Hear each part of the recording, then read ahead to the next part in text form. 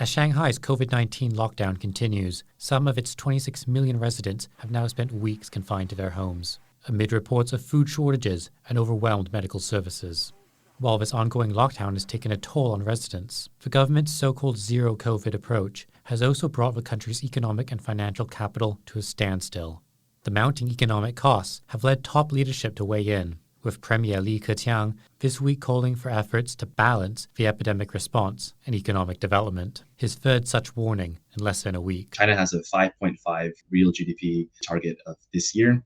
The lockdown in Shanghai, we were already expecting to shave off anywhere from 0.3 to 0.4 percentage points of that growth.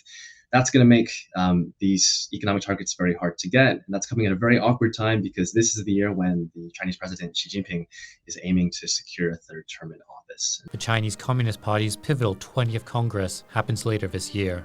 And while China's hardline approach to controlling the virus initially attracted business leaders because of the relative normalcy at the height of the pandemic, this may no longer be the case. Over the past couple of years, a lot of business executives were actually talking about maintaining or even expanding their footprint in China. And that's because China bounced back from the pandemic relatively quickly. I think a lot of that sentiment now is changing because we're now in a situation whereby the rest of the world is learning how to live with the pandemic. Economies are opening up. We're seeing things get back to normal. Critically, we have vaccines. We have the tools to know how to handle this virus and how to kind of effectively mitigate the disruptions that COVID is going to inevitably incur in our lives. But China's policies right now, to kind of paraphrase my colleague who gave an interview a couple days ago, we're using 2020 tools to combat a 2022 virus. New COVID-19 cases have begun edging down in Shanghai, giving a glimpse of light at the end of the tunnel.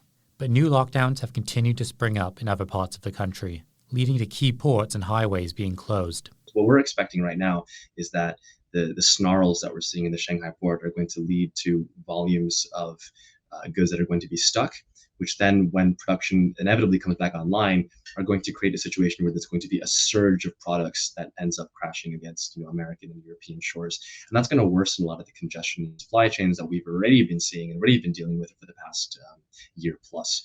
As China continues to grapple with COVID-19, many will be watching how the world's second biggest economy moves forward, or doesn't. Ryan Ho Kilpatrick for TaiwanPlus.